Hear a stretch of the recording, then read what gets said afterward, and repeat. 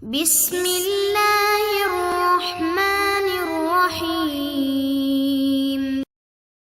Bismillahirrahmanirrahim. Assalamualaikum warahmatullahi wabarakatuh.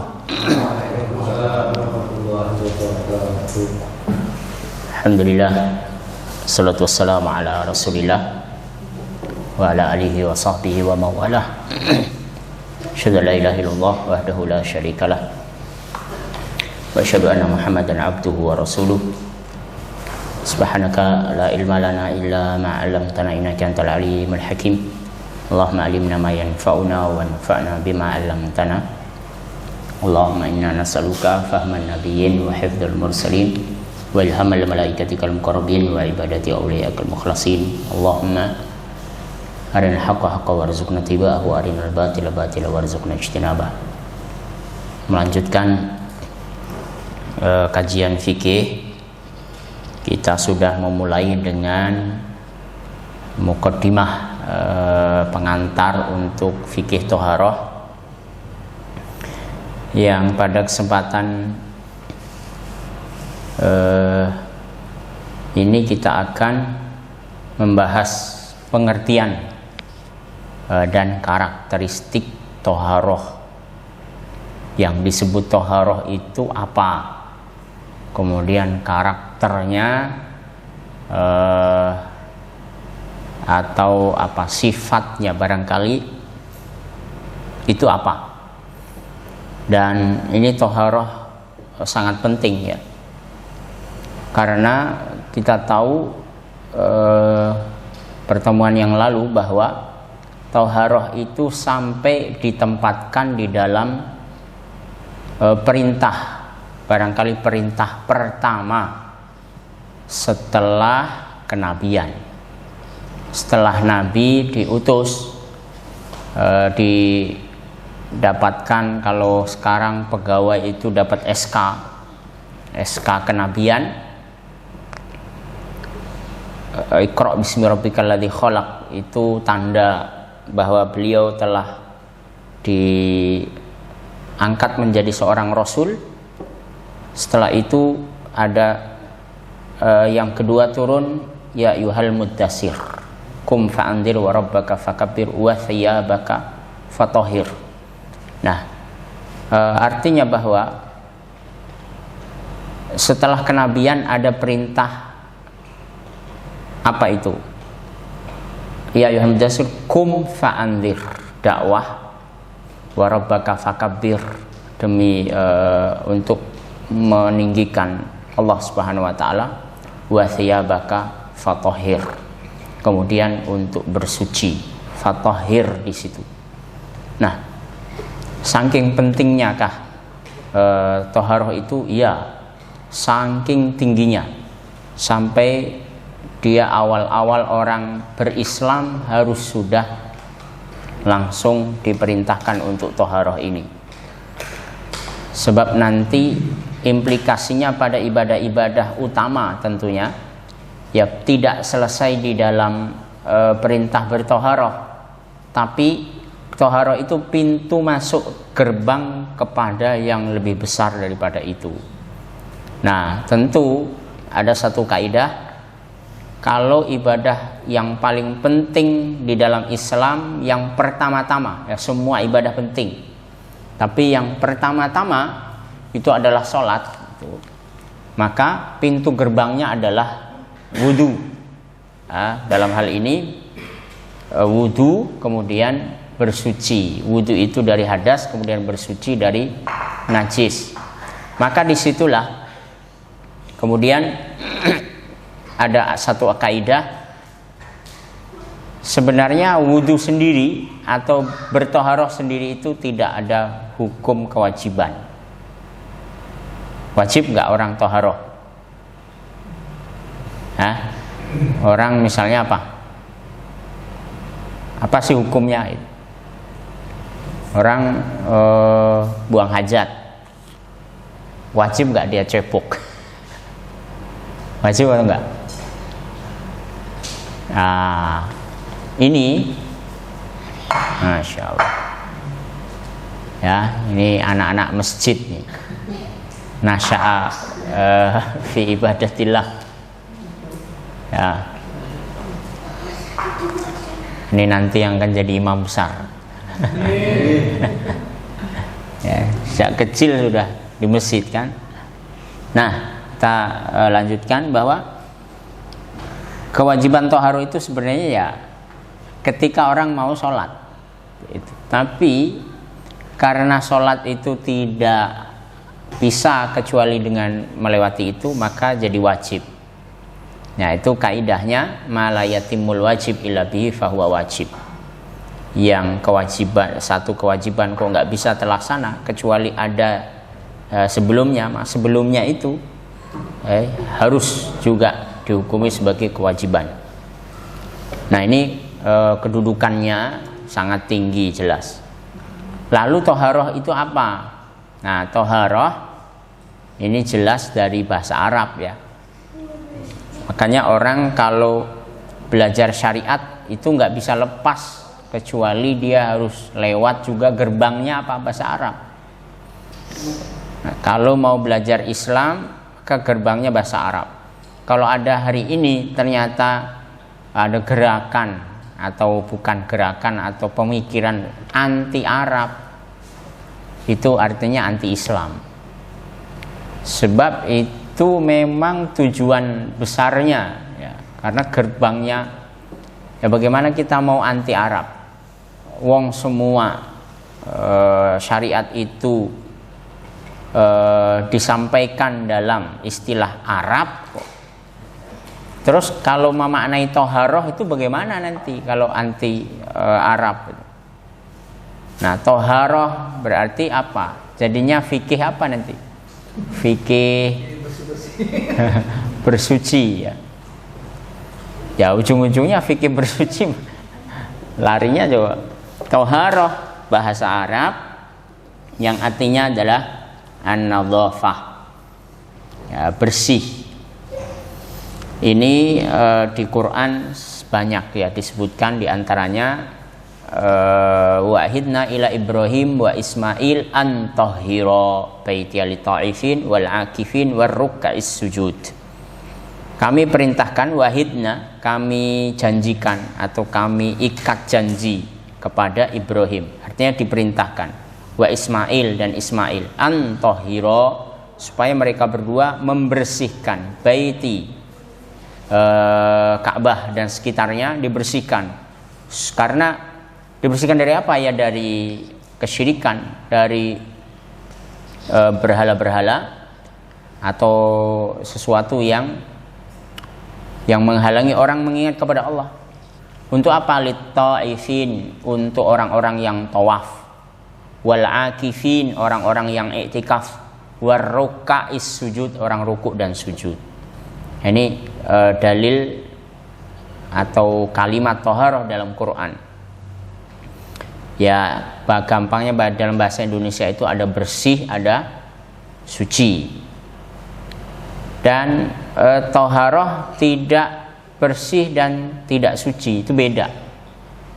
Toharoh itu bukan bersih atau bukan suci, itu akan ada bedanya. Bedanya di apa? Karena toharoh itu kalau diartikan bersih, emang debu itu kotor apa bersih? Debu kotor apa bersih? Ayo, lumpur kotor apa bersih? Kotor. Tapi itu tohir apa enggak? Ya kan? Lumpur itu suci. Lumpur itu walaupun dia bersih, walaupun dia dikatakan kotor, tapi dia tohir. Tidak tahu suci apa, suci itu mewakili nggak dengan makna toharoh itu. Nah itu dalam bahasa itu banyak. Bebas dari kotoran, bebas dari kotoran, bebas dari kotoran, najis. Nah, itu ada istilah lagi nanti. Wah, najis itu apa lagi? Nah, dalam istilah bahasa orang-orang fikih ya, para ulama fikih itu banyak mendefinisikan banyak. Setidaknya kita kutip misalnya ibarah an ghusli a'dha'in makhsusatin bisifatin makhsusah. Taharah itu adalah mencuci anggota tubuh tertentu dengan cara tertentu. Satu ibarah, satu ungkapan ibarah an, untuk mengungkapkan ghusli a'dha'in makhsusatin, mencuci anggota tertentu dengan cara tertentu. Kira-kira dengan bahasa ini pengertian ya Imam Al-Jurjani. Ini beliau nulis buku tentang istilah-istilah, mana-mana istilah. Di dalam buku misalnya puasa itu dapetin tuh bukunya akan ketemu makna puasa itu apa di kitab At-Ta'rifat ini Al-Jurjani. Beliau mengungkapkan ibarah an ghusli a'dha'in makhsusah bi sifatin makhsusah. Mencuci anggota tertentu dengan cara tertentu. Ini kita maknai kayaknya pengertian ini spesifik wudu ya. Atau spesifik ke mandi. Kenapa? Mencuci anggota tertentu dengan cara tertentu. Ya enggak? Kalau mencuci lantai, anggota apa enggak? Bukan. Jadi ini sepertinya lebih kepada spesifik. Ya, belum terlalu jami', belum terlalu mencakup semua yang disebut dengan thaharah. Coba kita lihat misalnya Al-Buhuti. Irtifa'ul hadas wa zawalun najas. Ini lebih komprehensif sepertinya, bahwa bersuci itu adalah mengangkat irtifa atau terangkatnya hadas dan najis. Nah ini bersuci itu dari dua itu. Kalau nggak hadas ya najis. Ini clue-nya, keyword-nya. Jadi siapapun yang mau belajar thaharah itu yang dibahas. Dua ini tok. Kalau nggak hadas ya najis. Nanti apa ininya, kisi-kisinya? Ya dua ini. Hadas itu pengertiannya apa, kemudian jenisnya berapa, cara mensucikannya apa, yang dilarang ketika berhadas apa, kemudian yang disunahkan apa, itu yang dibahas tentang hadas. Tentang najis itu pengertiannya apa, benda-bendanya apa saja, kemudian cara mensucikannya bagaimana, kemudian apa yang dilarang ketika orang bernajis, kemudian yang diperintahkan supaya orang selalu dalam keadaan tidak bernajis dan seterusnya. Itu yang kisi-kisi yang akan dibahas. Sepertinya ini Al-Buhuti ini lebih jami' ya, lebih mencakup irtifa'ul hadas wa zawalun najas. Kemudian dalam Kifayatul Akhyar, ini mazhab Syafi'iyah, seorang ulama dari mazhab Syafi'iyah mengartikan thaharah itu sebagai raf'ul hadas wa izalatun najas. Ini sama dengan pengertian yang di atas, walaupun ada lanjutannya au fi ma'nahuma, atau di dalam makna keduanya. Artinya kalau mengangkat hadas itu caranya ada wudu, mandi dan tayamum, itu mengangkat hadas. Izalatun najas, mencuci, nanti caranya banyak, mencuci, menjemur, menyiram, kemudian menggosok, macam-macam caranya. Au fi ma'nahuma, atau semakna dengan keduanya. Nah, maksudnya apa semakna dengan keduanya? Kadang-kadang gini, ada najis, ada hadas, tapi dia nggak bisa dibersihkan. Terus bagaimana orang menganggap dia thaharah? Au fi ma'nahuma, au ala suratihima, atau bentuknya sama, makna dan bentuknya. Kadang-kadang gini, orang wudu, apakah semua wudu itu menghilangkan hadas? Wudu yang sempurna ya. Dengan niat, pokoknya wudu mau menghilangkan hadas. Menghilangkan hadas atau enggak? Hadas besar apa hadas kecil? Ya, hadas kecil. Ya jelas, semua wudu menghilangkan hadas. Tapi kadang-kadang orang wudu walaupun dia masih punya wudu, itu menghilangkan hadas atau enggak? Ya kan enggak ada hadasnya. Nah itu maknanya fi suratihima, semakna dengan itu. Jadi wudu di atas wudu itu disebut dengan toharoh juga, walaupun tujuannya tidak mengangkat hadas. Nah, atau yang disebut toharoh itu sebenarnya yang menghilangkan hadas itu sebenarnya bukan semua basuhan, tapi basuhan yang pertama. Wudu dibasuh berapa kali itu? Muka, kaki, tangan. Berapa kali? 3 kan? Nah, yang menghilangkan itu yang mana?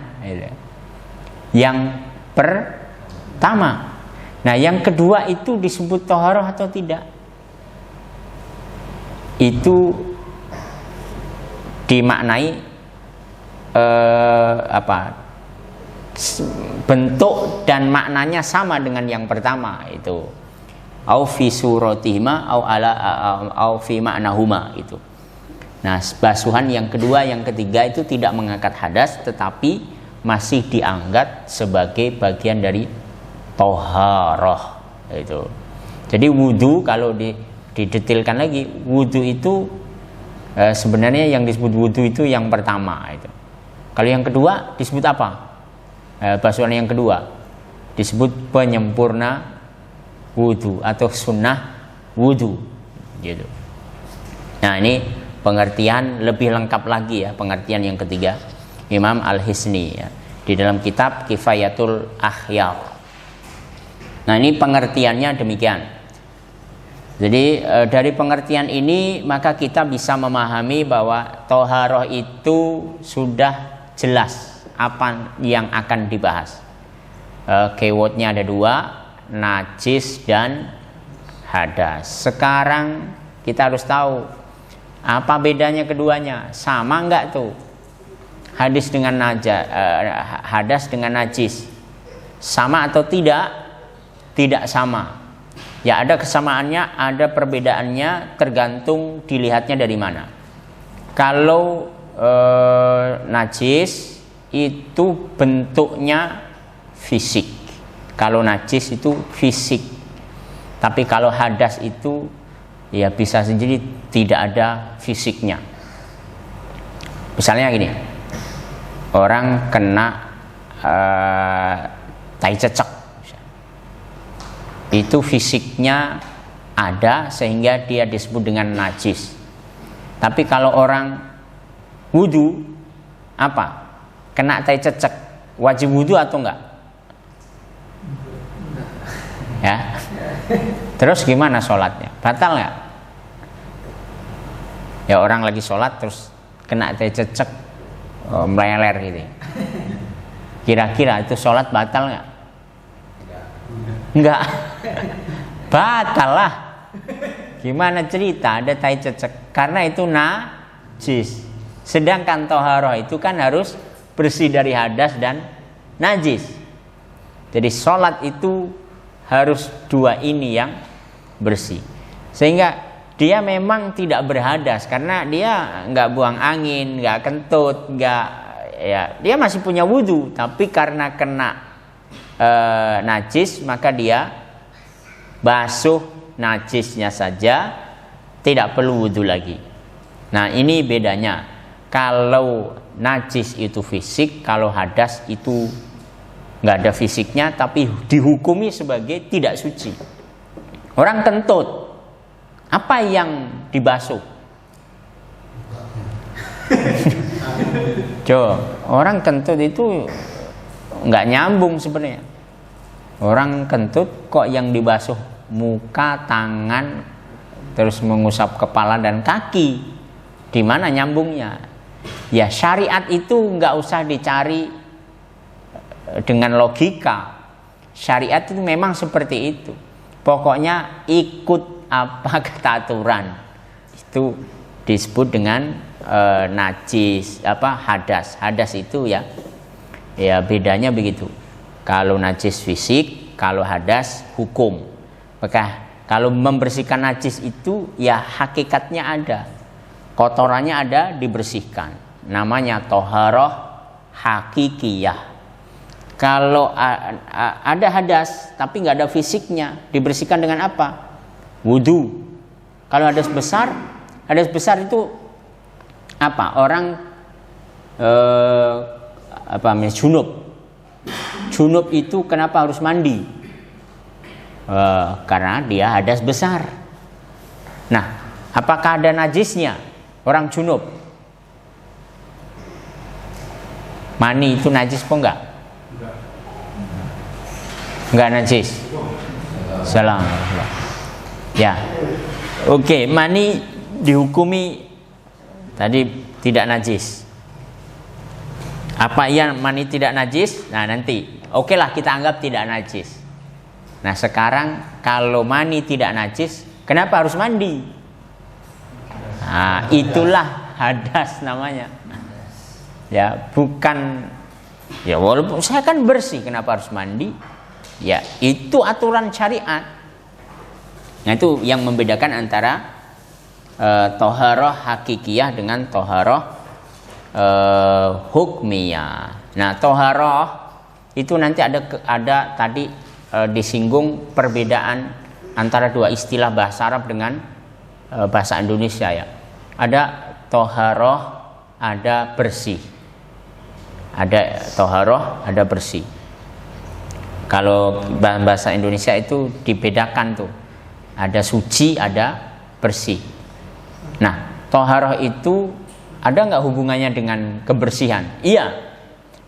Umumnya kalau bersih biasanya suci. Berarti kalau bersih biasanya tohir. Itu umumnya. Tapi tidak selalu. Tidak selalu bahwa semua yang bersih itu suci. Itu antara hubungan dan tolak belakangnya begitu. Bersih tapi tidak suci. Contohnya apa? Bersih tapi tidak suci.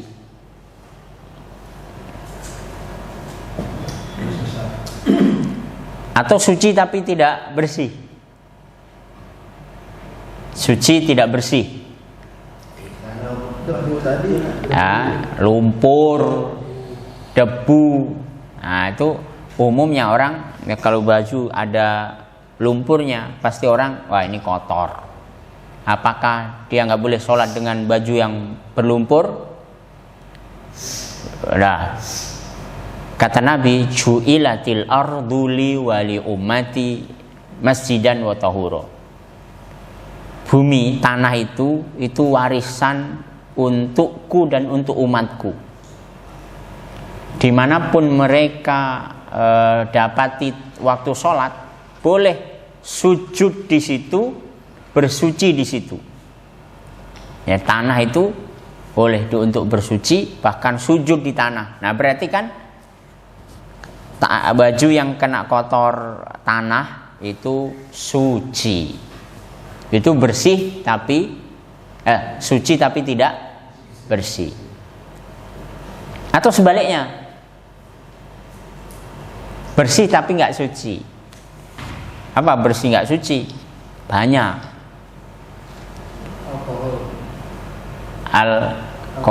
Alkohol bersih ya? Fisiknya bersih kan? Emang alkohol najis?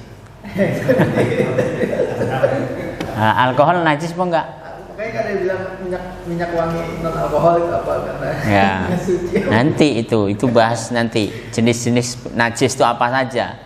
Nah, lihat nih, liur anjing, ya, liur anjing, kira-kira bersih apa enggak? Misalnya ini ada wajan dijilat anjing. Ya, wajan dijilat anjing. Nggak ngelihat kita. Orang menyangka bahwa ini bersih. Ya bersih lah. Bahkan lemak-lemaknya mungkin bersih juga. Nah, jadi tadinya ada lemaknya, rupanya loh kok udah bersih. Siapa yang nyuci ya? Padahal dijilat anjing. Pas mau untuk ukur, tadi ada anjing lewat sini. Jangan-jangan jilat. Pas dicium, oh rumahnya ada iler-iler aroma-aroma. Nah, najis tuh, bersih padahal. Nah, atau liur juga, liur apa? Liur manusia juga. Nah, bersih, kadang-kadang baju itu bersih kadang-kadang. Tapi kok semperbit, apa ini? Kadang-kadang di bantal tuh bersih, tapi semperbit ada. Itu aroma. Nah, sekarang aroma liur nanti dibahas lebih detail. Nah, yang begitu kan bersih, tapi tidak suci. Nah, bersih dan suci itu memang ya umumnya memang iya. Kalau bersih biasanya suci. Kalau suci ya umumnya sih bersih. Kecuali debu tadi ya. Nah, itu hubungan ya, dua istilah dalam bahasa Arab dan bahasa Indonesia. Kemudian karakter toharoh itu satu, kalau kita ditanya, kadang-kadang orang mengambil ilat atau mencari ilat, alasan kenapa sih ini kok najis, kenapa sih ini kok suci. Alasannya kira-kira ada atau enggak? Misalnya babi itu kenapa dinajiskan bahkan diharamkan? Ya otomatis kalau sesuatu yang najis itu haram dikonsumsi. Itu udah otomatis, itu kaidahnya begitu. Gak boleh orang mengkonsumsi sesuatu yang najis. Oke, ini najis, apalagi najis muwaladah itu babi dalam mazhab Syafi'i. Maka apa alasannya kenapa babi najis? Kira-kira apa alasannya? Babi haram itu kenapa alasannya? Orang mencari alasan-alasan tertentu. Satu, karena babi itu mengandung penyakit. Apa penyakitnya? Sehingga kalau dimakan orang penyakitan. Dua, mengandung cacing pita. Tiga, bla bla bla bla bla. Nah, ini dijawabnya nanti ya. Apakah ya benar begitu? Nah, toharoh ya, toharoh berkaitan dengan suci atau najis itu sebenarnya adalah yang toharoh itu sebenarnya adalah ritual. Toharoh itu ritual, ya, ritual ibadah. Dia harus dilakukan karena toharoh itu ritual, maka prosesnya tidak boleh dibuat-buat. Jadi bersuci itu bagian dari ibadah, maka prosesnya sudah ditentukan ya, sebagian, walaupun nanti sebagian itu ditentukannya secara umum. Misalnya mencuci itu kan umum. Caranya bagaimana mencuci? Apa pakai sabun? Apa cuman pakai air biasa, air hujan atau air itu secara teknis detailnya enggak deh. Tapi mencucinya itu sudah ditentukan. Jadi ritual ibadah itu adalah toharoh adalah ritual ibadah. Nah, yang lebih spesifik seperti toharoh menghilangkan hadas, itu ibadah. Ya, kalau wudu ya karena itu ibadah, ya begitu caranya, nggak boleh dibuat-buat. Mandi, bagaimana caranya mandi? Ya mandi ya, orang masa nggak tahu caranya mandi? Orang Islam pasti tahu caranya mandi, kecuali orang Barat kemarin itu emang nggak bisa mandi. Oke lah, orang Islam pasti tahu mandi. Nah, makanya kalau ditahu mandi, nah, berarti ilmunya itu pasti dari orang Islam. Orang Barat nggak bisa, atau nggak mandi itu apa ya? Itu kosakata baru bagi mereka. Baru abad-abad kemarin 19 itu. Jadi abad 18 17, 16, sekian puluh berapa abad itu, 18 abad itu Barat tidak pernah ada orang mandi. Jadi itu ritual ibadah. Ya, sebagai ritual itu ya hukumnya wajib nanti. Kalau ritual hukumnya wajib, sehingga berdosa bila ditinggalkan. Berdosa bila ditinggalkan itu nanti dalam kondisi apa? Kalau dia sholat, ada orang sholat terus sengaja dia nggak mau wudhu, gimana itu? Dosa nggak? Ya dia pokoknya jojong aja dia, nggak wudhu tapi jojong aja dia sholat. Ya dia yang begini nih. Ya mungkin apa? Ada faktor. Dia jadi imam kentut, gak ada yang denger. Aduh, gimana ya? Ada lanjutin aja lah. Itu orang dungu. Nah, ada nggak orang begitu? Nah, kalau ada, dia dosa. Kenapa dosa? Ya dia membohongi itu, membohongi Allah Subhanahu Wa Taala. Tentu Allah nggak bisa dibohongi kan. Nah, yang kalau begitu tidak mendapatkan pahala, sudah nggak dapat pahala, terus dia dosa. Nah, ditambah lagi dia nggak mau qadha lagi, nggak mau mengganti lagi sholatnya itu. Nah, itu bertumpuk-tumpuk lagi. Jadi tohara adalah ritual ibadah, dan dia nggak bisa diukur dengan logika, karena tohara itu ibadah, ya nggak bisa diukur dengan logika. Tadi misalnya, kenapa babi itu haram atau najis? Oh, karena ada cacing pitanya. Oh, karena bahkan ada sampai yang terbaru, ya ginjal apa jantung babi itu bisa dipasang ke manusia. Itu benar Pak dokter ya? Enggak, kalau DNA babi itu mirip manusia. Oh, mirip aja. 98% sama. Wah, itu kan bisa berarti ya. Kalau 98% ya. Ya tempel. Oh, akhirnya apa? Orang menginterpretasi ya berimprovisasi pemikiran. Maka kalau babi itu mirip manusia, maka dia ya hukumnya sama dengan makan manusia loh. Haram makanya itu. Itu kan logika. Bisa diterima enggak? Ya bisa enggak. Bisa. Enggaknya bagaimana? Enggaknya apa setiap orang makan babi terus berpenyakit? Lihat tuh orang Cina, gagah. Kalau main bola itu, aduh nggak bisa ngejar kita. Ya, pernah menang nggak Indonesia lawan Cina main bola? Ada? Pernah ketemu? Hah? Pernah ya? Wong ASEAN aja nggak pernah tembus. Yo. Mau Asia, ya, Kak? ASEAN itu apa? Asia negara. Kalau Asia apa? Asia seluruhnya. Cina termasuk. Ya. Ini ASEAN Game itu ASEAN ya. Kalau Asia apa namanya? Asia Game. Asia Game. SEA Games. Itu Asia Tenggara ya. Oh, SEA Games Asia Tenggara. Kalau ASEAN Game Itu salah satu benua Asia. Ya? Kita pernah nggak ASEAN Game sepak bola? Yang ada kasihan. Baru lawan Malaysia, Thailand tergopoh-gopoh, mau lawan Cina. Makanya pempek.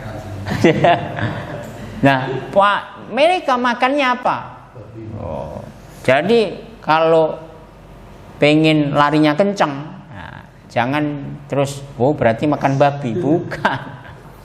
Itu ya logika yang terbantahkan. Kalau orang makan babi terus penyakitan, terbantahkan. Bahkan nih saya kasih tahu orang Cina ini langsung rawinya jelas A1 ya kira-kira. Orang Cina ini, dia Muslim tapi ya, udah masuk Islam, dia ngomong tidak ada daging yang lebih enak banding babi. Jadi kamu itu dibohongi sama orang Islam. Nah, itu katanya. Ya, coba nanti bagaimana ini? Apa logika atau kalimat ini bisa dibenarkan atau enggak? Enggak bisa, Pak. Ya. Karena menurut pengalaman saya, ini aku pengalaman aja. Pernah ya Pak? Saya nggak tahu. Saya kan tahu kalau cuma dikasih makan. Tapi setelah beberapa saat muntah, saya tanya langsung ke yang tukang masaknya. Iya. Itu tadi babi ya? Iya. Nah di situ lah. Jadi memang kita sendiri itu nolak sebetulnya. Itu karena apa? Atau kurang banyak. Iya. Karena sudah tahu ini kayaknya babi lah, nah, dia muntah. Tapi kalau nggak tahu ya. Di dalam itu, Ya, di dalam asal kan nggak kelihatan ada daging. Ya. Gitu. Ini ya perawinya udah apa? Sudah setiap hari lah kira. Dan itu babi itu kayaknya favorit betul. Ya, favorit itu makanan yang paling favorit. Ya, seperti sapi atau kambing lah kali ya. Seperti kambing. Bukan sapi, kalau sapi itu terlalu tinggi. Tapi kalau babi itu kan seperti kambing ya, murah. Dan ya. Dirian nggak boleh, sekarang. Dirian. Kalau di Timur Leste itu malah digendong tuh babi, gendong bawa ke pasar tuh. Di Timur Leste. Konsumsi dunia paling besar ya babi. Iya. Baik, 70% ya. Ya, wong dunia ini isinya orang-orang mereka semua. Berapa? Berapa? Muslimnya cuman 1 miliar. Ya, sisanya makan babi semua. Gimana, Pak? Ya, sisanya makan babi. Jadi kira-kira babi itu kayak ayamnya kita. Jadi suguhan-suguhan apapun ya itu. Karena gampang ya. Nah, ini tidak bisa diukur logika dan perasaan ya. Perasaan itu harus buang. Ada cacing pitanya.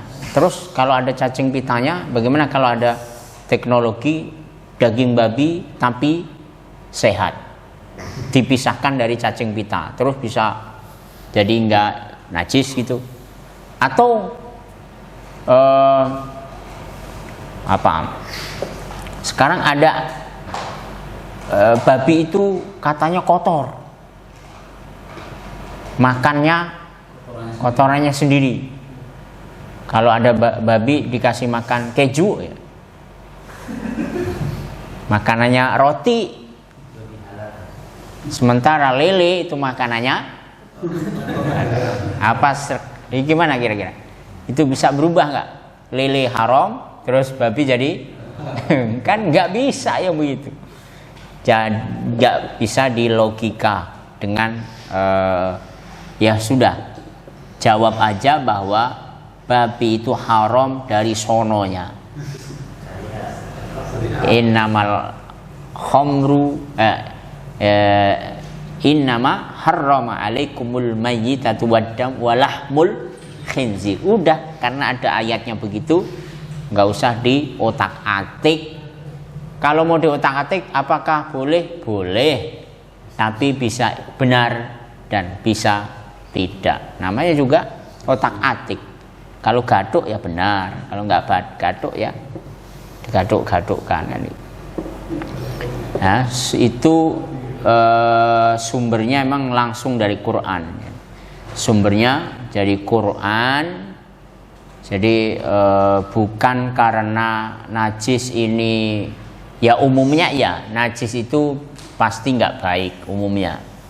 Tapi kadang-kadang baik juga. Ya kadang-kadang kalau Quran memang sudah katakan nggak bisa, ya sudah. Jadi najis itu sumbernya memang Quran.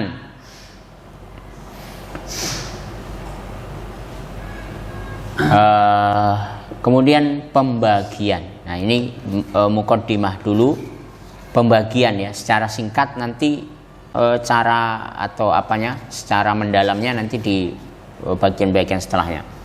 Pembagian toharoh itu ada 2 tadi ya. Toharoh namanya toharoh hakikiyah dan toharoh hukmiyah. Apa ini toharoh hakikiyah tadi? Mensucikan hakikat najis. Toharoh hakikiyah. Kalau toharoh hukmiyah, mensucikan hukum hadas. Ya, itu dua tuh. Toharoh, ini apa ini? Kalau najis, hakiki. Kalau hadas, hukumnya. Karena hadas itu nggak ada najis ya. Jadi orang junub itu bukan karena mani atau keluar najis, bukan. Orang junub itu karena hadas. Nah, orang tidur apanya yang di hadasnya apa? Ya namanya hadas itu ya nggak ada sebabnya. Ya. Orang tidur emang hadas. Tidur itu hadas apa bukan? Khawatir berhadas. Orang tidur itu ada 8 pendapat. Dia itu batal wudunya atau enggak itu 8 pendapat. Tidur sengaja sama tidur nggak sengaja. Nah, tidurnya sengaja apa enggak sengaja? Ya, kalau sengaja batal, kalau enggak sengaja enggak batal. Ada enggak pendapat itu? Nah, sekarang tidur nanti itu di bab hadas ya. Di bab wudu itu jauh nih. Sekarang kita pakai mana? Batal atau enggak batal? Tidur. Kata siapa?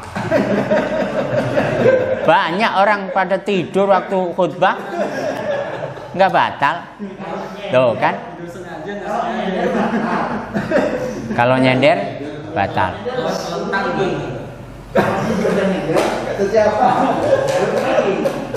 Kata siapa? Dia nyender tapi berdiri. Tidur batal nggak? Nyender tapi berdiri. Ada yang tidur sambil nyupir mobil, ada kok. Ya. Oh, itu pendapat sampai 8. Ada yang bilang batal, ada yang bilang enggak. Ada yang batal tapi kalau dia tidur malam, kalau tidur siang enggak batal. Itu ada dalilnya, itu ada hadisnya. Kenapa?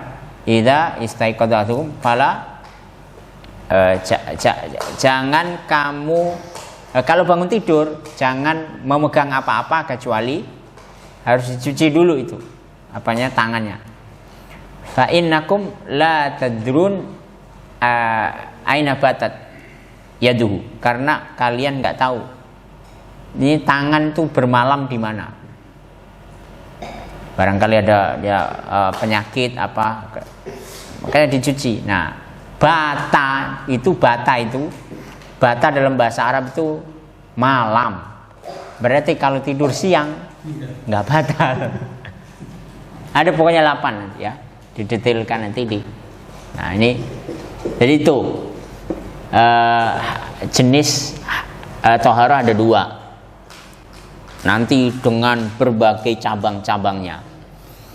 Jenisnya itu kemudian kalau itu cara mensucikannya ya, cara mensucikannya atau nama toharohnya itu toharoh hakikiyah, toharoh hukmiyah. Sekarang orang membagi atau klasifikasi najis. Kalau ditanya najis ada berapa? Itu langsung kita respon cepat. Ada berapa tuh najis? Berapa jenis najis? Ada 3. Itu respon cepatnya. Apa itu? Najis mughalladah, mukhaffafah, mutawassithah. Itu baru dari 1 mazhab Syafi'i. Sementara mazhab Syafi'i itu membagi najis paling enggak ada 4 dilihat dari mana. Itu tadi jenis apa? Najis dari sisi cara susah atau mudahnya mensucikan najis. Kenapa mughalladah disebutnya? Karena susah nyucinya. Kok susah nyucinya? Ya harus 7 kali loh. Salah satunya dengan debu. Itu cara mensucikannya begitu, maka oh ini kayaknya mughalladah, gede. Sekarang yang mutawassithah apa? Yang tengah-tengah, dicuci atau dicuci lah. Oke, dicuci dengan segala macamnya. Itu nanti banyak jenis-jenisnya cara mensucikan. Ini namanya mutawassithah. Yang dipercikkan itu cuma satu, itu mukhaffafah. Itu dari satu apa? Cara mensucikannya. Ada 3 tadi jenisnya. Sekarang dari keaslian dan kepalsuan najis. Memang ada najis palsu. Karena saya mau nanya, kalau air kencing ini, bukan air kencing yang mutawassithah dari apa? Mukhaffafah tadi ya. Air kencing biasa, bisa nggak dicuci? Atau kotoran kucing, bisa nggak dicuci? Bisa nggak disucikan? Kotoran kucing bisakah disucikan? Jawabannya apa? Kotorannya apa? Karpetnya? Najis kotoran kucing bisa nggak dicuci? Kalau kotorannya nggak bisa, kalau karpetnya bisa. Nah, kotorannya nggak bisa disucikan, nggak bisa. Gimana cara nyuci kotoran kucing? Ya, karpet ya. Benda yang kena kotoran kucing baru bisa dicuci. Apa bedanya? Nah itu namanya kotoran kucing, itu namanya najis asli. Sementara karpet atau benda yang kena kotoran kucing itu najis tercemar, najis nggak asli. Sehingga najis yang nggak asli inilah yang bisa disucikan. Jadi dilihat dari sisi asli atau tidak aslinya sebuah najis, di situ ada 2. Sekarang dari sisi tekstur bentuknya, apa najis? Padat, cair, gas.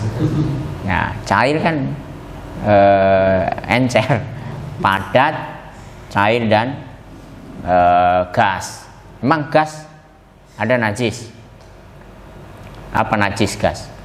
Bau. Orang kentut terus najis itu dicuci itu hidungnya. Ya, najis. Ya, misal ada orang goreng babi, ya, goreng babi terus tercium, nah, asapnya itu najis nggak itu hidungnya? Enggak, ada gasnya. Jadi aroma itu apakah dia dinajiskan atau tidak? Aroma angin itu ada gasnya. Ya, ada gasnya. Buktinya tercium. Berarti kan ada bendanya, ya kan? Ada nggak yang punya penelitian?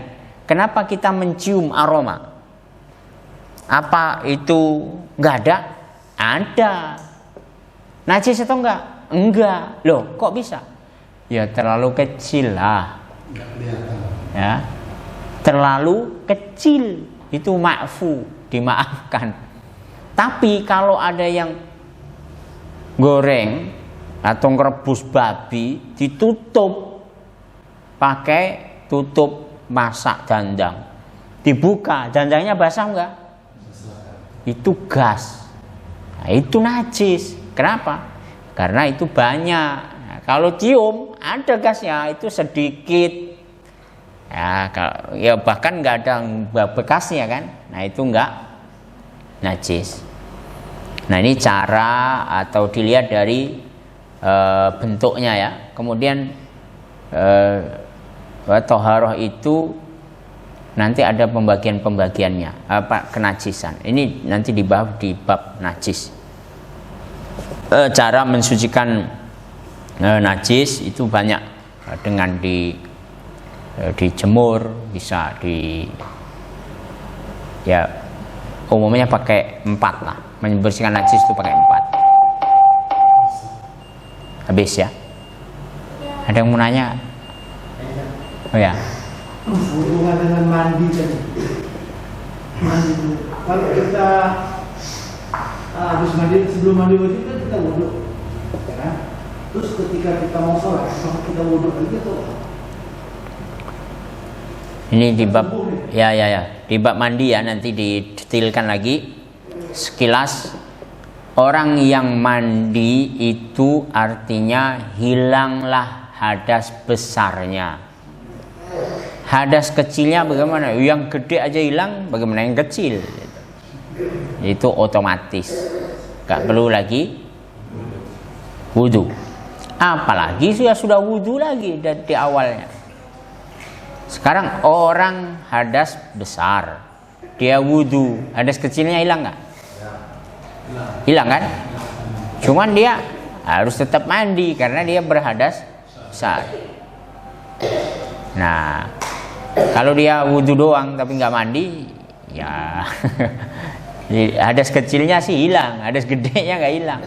Nah, ya tetap dia dihukumi nggak suci. Tapi kalau sudah mandi, hadas besar hilang, otomatis yang kecil-kecil hilang. Terus saya kentut, saya mandi aja lah, nggak mau wudhu saya, boleh nggak? Boleh banget. Ya kalau saya mau setiap sholat saya mau mandi, nggak usah wudhu, boleh. Ya. Tapi mandinya mandi bersuci. Iya. Bukan mandi biasa. Nah, emang ada mandi nggak bersuci? Ini kesalahan besar nih. Kalau nggak ngaji begini nih. Mandi itu kan sehari paling nggak minimal sekali atau 2 kali, bahkan 3 kali, mungkin ada lebih dari itu. Itu rutinitas setiap hari, sayang banget terus dia sia-sia gitu ya. Ya harus diniatin dong, ibadah. Bagaimana caranya? Ya dia niatin. Jadi nggak ada beda, mau mandi bersuci, mau mandi bluron, semuanya ya harus diniati bahwa ini bersuci. Wudhu terus nggak niat, apa kira-kira hasilnya? Ya untuk biar dingin aja saya. Kalau Jumat disunahkan mandi, soalnya kalau lebih tinggi daripada wudhu, gimana? Sunah.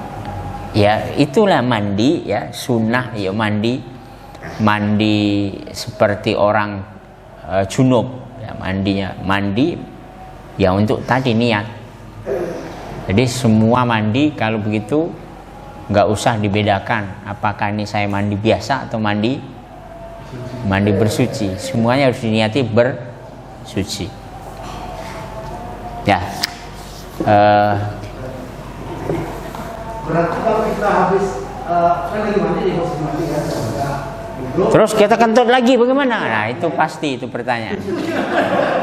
Udah saya tebak. Ya, masih penasaran.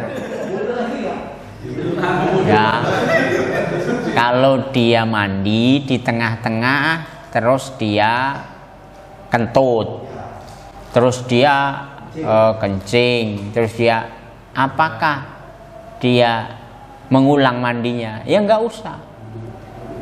Wudhu ulang nggak usah di tengah-tengah, kecuali mandinya udah selesai, baru dia kentut lagi. Nah, berarti dia hadas kecil, nggak perlu lagi ngulang mandinya.